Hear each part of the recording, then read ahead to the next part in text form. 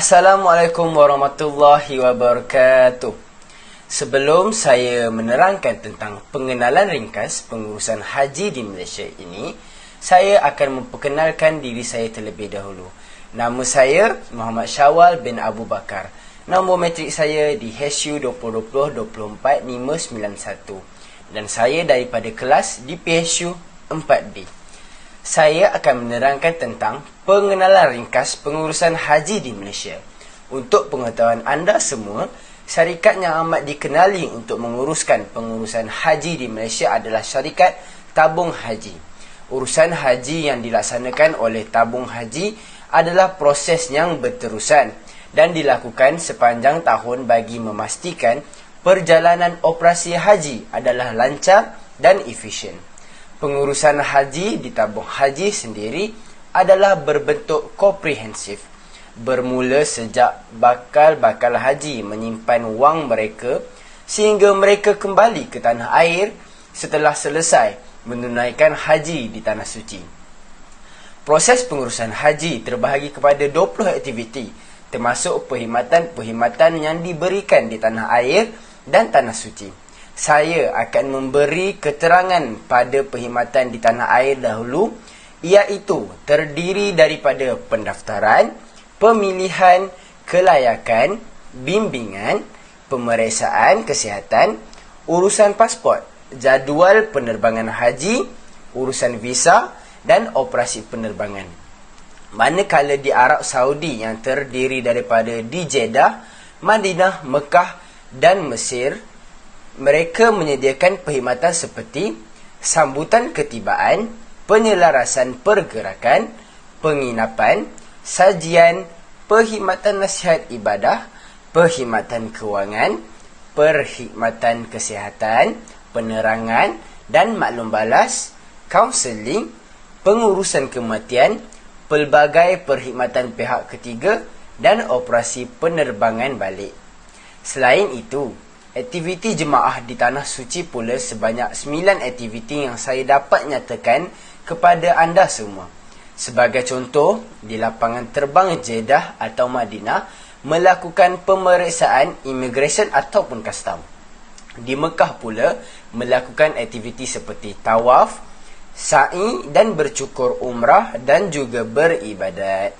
Lalu akan melakukan persiapan ke Arafah, Mina dan Muzalifah untuk berihram dan niat haji. Pada 9 Zulhijjah di Arafah akan melakukan wukuf. Di Muzalifah pula akan bermabit. Di Mina pula akan melakukan aktiviti melontar jamrah kubra, bercukur, bermabit dan melontar ketiga-tiga jamrah. Selepas itu ke Mekah untuk melakukan tawaf dan sa'i haji, tawaf wada dan Siti check-in bagasi. Seterusnya akan ke Madinah, lalu akan melakukan Siti check-in bagasi juga. Yang terakhir akan ke lapangan terbang Jeddah ataupun Madinah untuk penerbangan pulang. Setakat itu sahaja info tentang pengenalan ringkas tentang pengurusan haji dan umrah yang saya dapat jelaskan kepada anda semua. Terima kasih. Assalamualaikum warahmatullahi wabarakatuh. Nama saya Silmi Hamidi Sabtono. Saya daripada kelas di PSU 4B. Jadi pada hari ini saya akan menerangkan tentang prosedur permohonan agensi pelancongan untuk menjadi sebahagian daripada pengelola jemaah haji. Bagi permohonan untuk menjadi PJH, Seksyen 27-1, permohonan hendaklah dilakukan secara bertulis dan dihantar kepada lembaga tabung haji. Jadi, sebelum sesebuah agensi pelancongan nak buat permohonan, mereka perlulah membuat semakan ke atas syarikat mereka sama ada layak ataupun tidak. Jadi antara syarat-syarat untuk melayakkan satu-satu agensi untuk menjadi sebahagian daripada PJH ialah: yang pertama, syarikat mestilah agensi pelancongan Bumiputra Muslim sahaja. Yang kedua, kedudukan kewangan syarikat stabil. Syarikat juga perlu menghantar laporan kewangan 3 tahun sebelumnya. Contoh, kalau nak mohon pada tahun 2021, jadi syarikat perlu hantar laporan pada tahun 2020, 2019 dan 2018. Yang ketiga, mestilah mempunyai mutawif yang berpengalaman atau kaki tangan syarikat yang berpengalaman, terutamanya mutawif yang sudah menyertai Pekta dan Pihtas. Jadi yang keempat pula adalah syarikat mestilah berstatus muasasah. Jadi seterusnya, di slide kita boleh lihat senarai-senarai dokumen yang agensi pelancongan perlu kemukakan untuk memohon sebagai pengelola jemaah haji.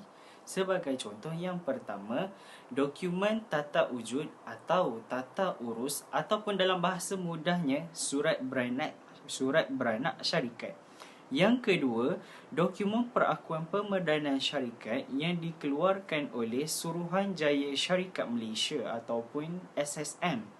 Yang ketiga, mempunyai lesen perniagaan yang dikeluarkan oleh MOTEC, terutamanya lesen perniagaan pengendalian pelancongan ke luar negeri bagi umrah ataupun ziarah. Yang keempat adalah rekod permohonan visa umrah. So, rekod ni kena kemukakan juga bermula 3 tahun terakhir dari tahun yang dimohon. So, rekod tersebut juga dikeluarkan oleh syarikat rakan kongsi di Arab Saudi yang mempunyai nombor MOFA sahaja. Yang kelima adalah pengalaman pengendalian umrah di kalangan orang yang ternama. Contohnya seperti pemegang saham, ahli lembaga pengarah ataupun anggota pengurus syarikat. So, mereka kena isi di lampiran A, iaitu borang pengalaman mengendalikan jemaah umrah. So, yang keenam dan yang terakhir, mereka perlu melengkapkan borang maklumat pengendalian jemaah umrah.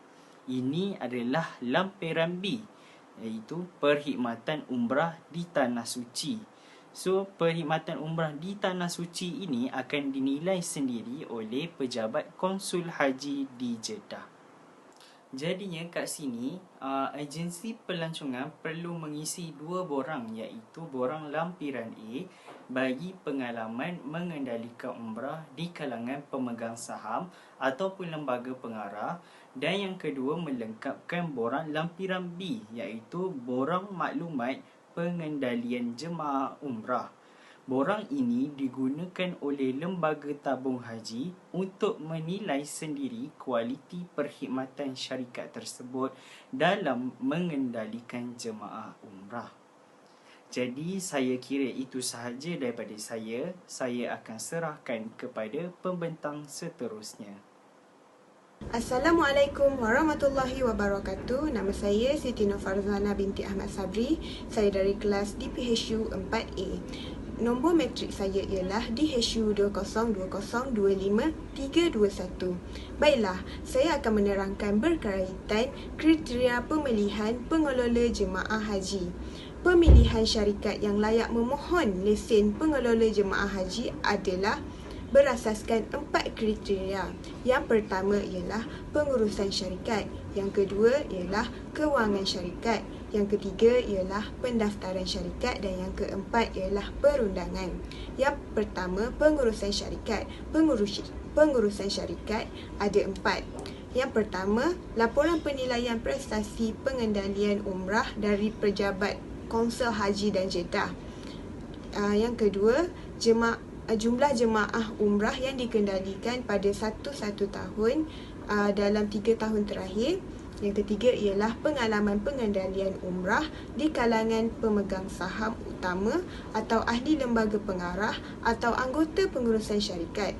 Yang keempat ialah kemantapan pengurusan syarikat termasuk tiada terhad. Sebagai contoh ialah pengetahuan pengurusan syarikat terhadap maklumat terkini, isu-isu operasi haji, serta bilangan pejabat operasi syarikat dan lain-lain lagi.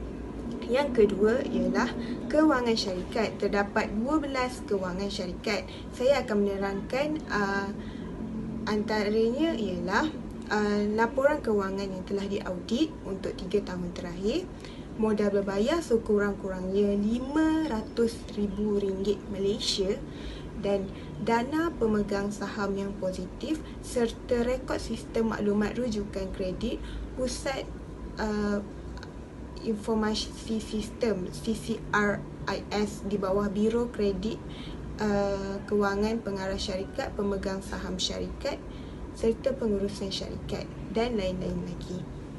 Poin yang ketiga ialah pendaftaran syarikat. Pendaftaran syarikat terdapat 3. Yang pertama ialah tatawujud dan tatawurusan, iaitu memorandum dan article of association. Yang kedua ialah perakuan pemerbadanan syarikat yang dikeluarkan oleh Suruhanjaya Syarikat Malaysia ataupun bahasa pendeknya SSM. Yang ketiga ialah lesen perniagaan yang dikeluarkan oleh Kementerian Pelancongan Seni dan Budaya Malaysia dalam bidang lesen perniagaan pengendalian pelancongan ke luar negeri bagi umrah atau ziarah yang masih belum tamat tarikh luputnya. Dan yang keempat ialah perundangan. Perundangan terdapat 3 perundangan. Yang pertama ialah tiada kes pelanggaran Akta Tabung Haji 1995 oleh syarikat atau individu dalam pengurusan syarikat. Yang kedua ialah tiada kes pelanggaran peruntukan Akta Industri Pelancongan 1992 atau perundangan subsidiari serta syarikat atau individu dalam pengurusan syarikat. Okey, yang ketiga ialah tiada laporan penglibatan dengan apa-apa kes salah prestasi atau apa-apa laporan ketara di antara syarikat atau individu dalam pengurusan syarikat. Jadi itu saja 4 kriteria pemilihan pengelola jemaah haji dan umrah saya terangkan hari ini. Jadi kesimpulannya di sini, keempat-empat ni wajib untuk setiap syarikat pengelola jemaah haji umrah ada 4 kriteria ini. Itu sahaja daripada saya. Nur Izzati binti Muhammad Fuad, nombor metrik DHU 20202459. Saya dari kelas DPHU 4C. Baiklah, saya akan menerangkan berkenaan penilaian dan pemantauan tabung haji terhadap pengelola jemaah haji. Terlebih dahulu, saya akan menerangkan berkenaan skema untuk penilaian dan pemangkahan iaitu SUPP. Ini adalah digunakan oleh tabung haji ke atas pengelola jemaah haji. Oleh itu, SUPP ini terbahagi kepada 2 penilaian iaitu yang pertama di Malaysia dan yang kedua di Tanah Suci. Baiklah, cara penilaian markah bagi negara Malaysia dan Arab Saudi iaitu Tanah Suci, penilaian ini menggunakan skala 1 hingga 5, di mana yang mendapat skala 5 adalah yang terbaik. Kesan cara penilaian markah ini juga, selain daripada pihak TH membuat pemantauan ke atas pengelola jemaah haji, pihak TH juga akan menemu ramah jemaah haji syarikat tersebut secara rawak. Dan seterusnya, skema penilaian di bawah tabung haji iaitu di Malaysia dan di Tanah Suci. Seterusnya, pemantauan lembaga tabung haji terhadap PJH semasa di Malaysia. Yang pertama iaitu permohonan lesen. Markah yang diperuntukkan sebanyak 30%, syarikat mestilah berdaftar dengan Kementerian Pelancongan Kebudayaan dan di mana mempunyai lesen khas umrah, lesen muasasah, lesen motek, dan di mana syarikat yang mempunyai berdaftar dari Suruhanjaya Syarikat Malaysia iaitu SSM, ia tiada masalah dari segi perundangan di bawah Akta Industri Pelancongan. Maka syarikat tersebut boleh mendapat permarkahan bahagian pelesenan. Yang kedua iaitu pendaftaran jemaah haji. Markah yang diperuntukkan iaitu 20%, di mana pihak TH melihat bagaimana syarikat agensi mengendalikan proses pendaftaran jemaah haji. Oleh itu, pemantauan ini pihak TH akan lihat dokumentation dan proses yang dijalankan oleh travel agency. Yang ketiga iaitu penerbangan dan pasport. Markah yang diperuntukkan iaitu 20%. Ia melihat bagaimana pihak syarikat menempah tiket penerbangan dan juga mengeluarkan pasport-pasport ini yang dikeluarkan oleh lembaga tabung haji. Oleh itu, syarikat tersebut akan meluluskan penerbangan. Sebab itu, bagi mana-mana syarikat yang mempunyai lesen tiketing, ia mudah untuk mengeluarkan tiket. Yang keempat, iaitu pengendalian kursus haji dan promosi, iaitu pakej haji swasta. Oleh berkaitan ini juga akan dinilai oleh pegawai tabung haji. Untuk pengendalian kursus haji, travel agency perlu buat pengendalian kursus haji dan pada masa yang sama, jemaah haji juga wajib mengikuti kursus haji yang dijalankan oleh tabung haji. Selain itu, ia akan melihat juga promosi yang dibuat oleh syarikat agensi. Pegawai tabung haji akan memantau berkenaan maklumat yang dimasukkan ke dalam iklan tersebut. Maksudnya di sini, apa yang jemaah janji sama ada dilewa atau seperti yang dijanjikan ataupun tidak. Maka dengan ini perlulah disemak dan dipantau. Yang kelima, persediaan operasi tanah suci. Markah yang diperuntukkan iaitu 15%. Syarikat agensi perlulah membuat persediaan dari segi pendaftaran, dokumen jemaah, pasport, tiket penerbangan, bagasi dan keperluan jemaah yang lain-lain. Walaupun staf yang bertugas juga perlu membuat persediaan siapa yang bertugas di Malaysia dan siapa pula bertugas di Tanah Suci. Oleh itu, perlulah membuat persiapan awal supaya pihak agensi travel bersedia untuk menyambut jemaah yang datang pergi untuk menunaikan haji. Pemantauan di pejabat ia akan pergi kepada dua bahagian. Yang pertama, Jabatan Umrah dan yang kedua, Jabatan Haji. Pihak tabung haji akan melihat sistem filing syarikat. Bagaimana syarikat membuat rekod SOP berkaitan jemaah dan pihak lembaga tabung haji juga akan lihat sistem filing documentation yang lain-lain. Pihak lembaga tabung haji juga akan menyemak dan ia akan melihat bagaimana syarikat tersebut mematuhi SOP yang ditetapkan oleh lembaga tabung haji. Assalamualaikum warahmatullahi wabarakatuh. Nama saya Nur Adlin Iliana binti Hamzah daripada kelas DPHU 4B. Okey, baiklah, seterusnya saya akan menerangkan berkenaan dengan pemantauan PITAS terhadap PJH di Tanah Suci. Okey, apakah itu PITAS? PITAS ini adalah pembimbing haji. Ia bertanggungjawab memantau perjalanan ibadah haji yang dibuat oleh pengelola haji. Okey, bagaimana pemantauan ini diambil kira? Ia diambil kira daripada maklum badan jemaah terhadap 5 perkara ini. Okey, yang pertama adalah pengurusan perjalanan ibadah haji sebanyak 15%. Di mana selain daripada memantau jemaah haji, agensi juga perlulah menyediakan kuliah ataupun program yang menyentuh berkenaan hukum ahkam haji ataupun larangan-larangan dalam haji ataupun apa sahaja yang menyentuh bab-bab haji. Okey, yang kedua pula adalah kaunter pertanyaan. Ia sangat penting kerana agensi pengembaraan ni wajib membuka kaunter pertanyaan kepada para jemaah semasa di tanah air dan juga di tanah suci. Ia bertujuan untuk memudahkan para jemaah bertanyakan berkaitan dengan hukum ahkam haji ataupun larangan-larangan dalam ihram ataupun apa-apa sahaja keperluan lain yang mereka ingin tanyakan. Okey, yang ketiga pula adalah perkhidmatan mutawif agensi pengembaraan sebanyak 15%. Di mana mutawif ini ibarat frontliner terhadap jemaah. Ia banyak memainkan peranan yang penting, iaitu memantau jemaah dan memantau perjalanan ibadah haji yang dilakukan oleh jemaah dan macam-macam lagi. Oleh itu, pihak agensi perlulah menyediakan mutawif yang berpengalaman dan juga berpengetahuan. Baiklah, seterusnya adalah yang keempat, penginapan sebanyak 40%, di mana penginapan ini diambil kira seperti mana dalam package. Macam kalau hotel itu yang disediakan oleh jemaah, maka hotel itulah perlu disediakan untuk jemaah.